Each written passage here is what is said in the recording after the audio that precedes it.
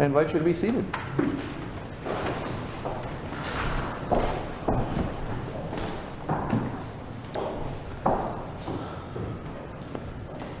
So this is a fun gospel to come back from vacation to. This is one of those gospel passages that falls into that category of the gospel of the Lord. Praise to you, Lord Christ. I think that Jesus apparently did not take marketing classes as a part of his training and being able to gather crowds and draw people together. He says, whoever comes to me and does not hate father and mother, wife and children, brothers and sisters, yes, and even life itself, makes me think of conversations that Natalie and I have. Natalie is turning 13 in this coming year, and I like to get out ahead of things in your development and growth, and I asked her whether I could tell this ahead of time, so you gave me permission. But one of the things that we are preparing for ahead of the teenage years is, I said, you need to start practicing an important phrase. And the important phrase is, I hate you, you're ruining my life. And so now, in light of today's gospel, I think you're probably going to say to me, I hate you, and Jesus said I could say that. Wow, this is pretty stark language. And so we need to figure out, what's going on with this? Was he having just a bad day and was feeling kind of cranky about the challenges of being a leader and drawing people to a commitment to a deeper relationship with God? One of the things that we hear more so in Mark's gospel than in Luke's, but we sometimes hear Jesus doing things that are especially noteworthy, astounding, that would have been really impactful in his closest followers' lives. And then he says, don't tell anyone about this. And I don't know if you've ever taken note of that when he encourages them to seemingly keep things a secret. But my thought often is, wait a minute, I thought we're supposed to tell people about the goodness of God, about the amazing ways that God touches our life. Why aren't some of these things supposed to be kept a secret? And particularly, again, in Mark's gospel, the main reason underneath that is that someone like Jesus, who gained a fair amount of notoriety in a somewhat of a small circle relative to the whole of the Mediterranean world, but nevertheless, his reputation rose and people started to hear about him, had people coming to him for all different kinds of reasons. Some very sincerely wanting to make a significant change in their lives, to switch course from one path that was not working, was not fulfilling, was disappointing, had been wounding, to something redemptive, perhaps. But other people had very different motives, and that's evidenced by the somewhat humorous exchange that he has after one of the large feeding stories, when after thousands are fed from a seemingly impossibly small amount, and then he does it again a week later, and you may remember he says to the crowds, you came out not to hear about the goodness of God, but instead to get your fill of the loaves. As long as the all-you-can-eat buffet is open, you're going to attract a big crowd. And so, in this passage, he's saying things that sound terribly awful. Whoever comes to me and does not hate father and mother, wife and children, brothers and sisters, yes, even life itself, cannot be my disciple. And what's probably going on there is that he's signaling that there is a very real cost to discipleship. That's not a new phrase for us. And a few months ago, I preached a sermon entitled Terms and Conditions, in which I was talking about things that were part of the deal, that were part of the bargain. If you did not hear that particular sermon, we have been archiving the preaching on the St. Stephen's website, and they're available anytime afterwards to listen to for the first time or to go back and revisit. Shameless plug. But it's a reminder again today that Christianity is not a spare time hobby. And sometimes there were individuals who were coming to Jesus who wanted the perks. I want the loaves and the fishes. I want the promise of salvation. I want to be associated with somebody whose star is rising, who's on the ascend. But then when some of the costs that came along with it entered into the picture, the bandwagon shrunk. The crowds got lighter. And so from time to time, including this morning, he would have to say, hey, listen, just want to be really transparent with you all, that this being intimate with God thing, this is not all flowers and balloons. In alternative language that may sound a little kind of young, kiddish, Sunday schoolish, now that I've found Jesus, it's not happy all the time. But that's also the power of being a follower of the Messiah, is the acknowledgement and the honest reckoning that going with God also travels through, in the words of the psalm, the valley of the shadow of death. And that Jesus doesn't shrink back from those times in which the journey of life is a trial.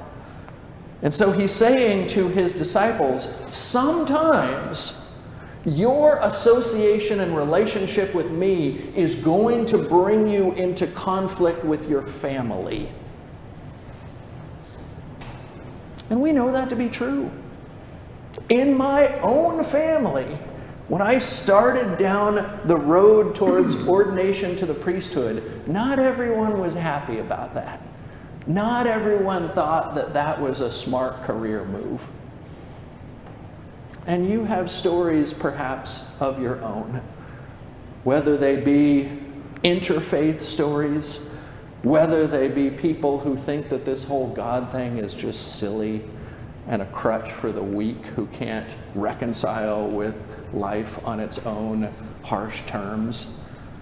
But Jesus is acknowledging that reality, and while the language is stark, hate father and mother, in Hellenistic parlance, what that probably means is willing to recognize and prioritize relationship with God above relationship with family if one is being forced to choose between the two. So he goes on, and he talks about also carrying the cross and following me and being my disciple. And we just sang a hymn about that right before this gospel passage was read, and it's always a little bit of a discord, at least for me. I don't know about for you, to sing in music that is uplifting and music that is beautiful and come out with the strains of our voices about something that is so starkly consequential. Take up your cross and follow me. But again, Jesus is saying, I just don't want you to be surprised. I just want you to know that when things get a little bit rough, when the plane hits turbulence, I'm still going to be there. But it's also going to require you to meet me in that. It's not just only me pulling the whole load. And so then at the end of the gospel passage, we hear this other thing that there's a lot of jumping around here. In 8 verses, we're covering a lot of ground. And he concludes with, therefore, none of you can become my disciple if you do not give up all your possessions. And we go, oh boy, here he goes again, Jesus the socialist. Man, that guy just has something against possessions. And yet, what he's saying is, you're gonna be in a situation where you're going to be challenged to choose between accumulating more for yourself and using your time and your energy and your stewardship of what you already have in order to be able to share the love of God with other people. So what are you going to do? Are you going to just, this wouldn't have been something Jesus would have said, but it makes sense in our own cultural context. Are you going to keep playing the American consumer game of he who dies with the most toys wins and then call yourself a Christian? Or are you going to take stock of what God has given you and say, how is it that I can use what I have to unleash blessing in the world? And there's one of those two paths that more closely resembles the path of discipleship. And so in this gospel passage, Jesus, I think in a very refreshing and honest way, is saying to those who would want to associate themselves with him, here's what it means to live a life that is patterned after the one I was sent into the world to live. And nobody has to do it. One of the great things about God's unconditional love is it is not compulsive. There is no big divine puppet master up in the sky controlling us on marionette strings. You will be a good Christian, you will do this, you will do that. We all choose. But Jesus says, if you come to me, and that's the conditional, if you make this choice, then here are some of the terms and conditions that discipleship entails. And so we get treated by God with that full respect. Our integrity is honored, and we are beckoned to make choices to pattern our lives in a particular way. And that's exciting. For those in my family who maybe thought that ordained ministry wasn't the best career choice, it was a great career choice. It was a tremendously fulfilling career choice of being able to live in some of the most poignant moments in the community of the people of God and to multiply and share the love of God in the world. But I got news for you.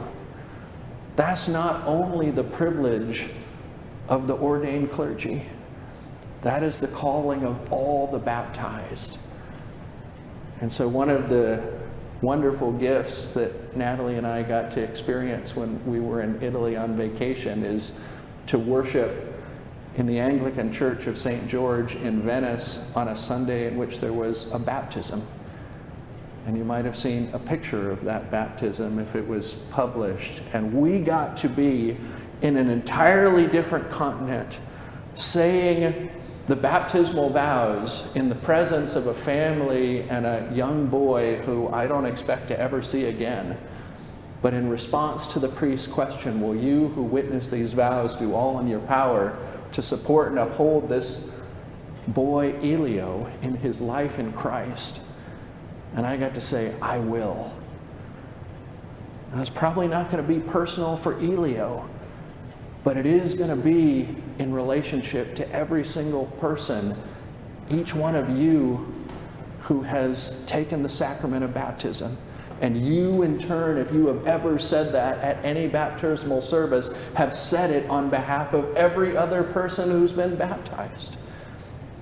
And that's the way that we vote with our feet and we speak with the actions of our lives. Yes, I want to be a follower of Christ. I want to prioritize my relationship with God as though it was the most precious relationship I have.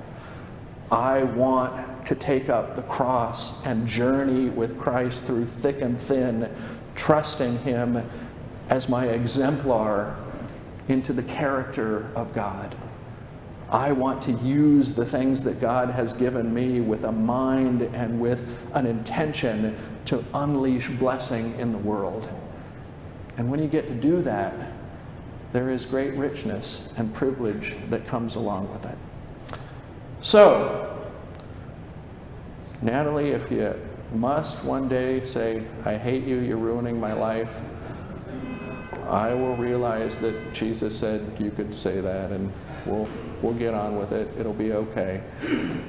But on the whole, God has blessed our lives abundantly and richly, and may we never forget the gift that that blessing and that calling is now and forever.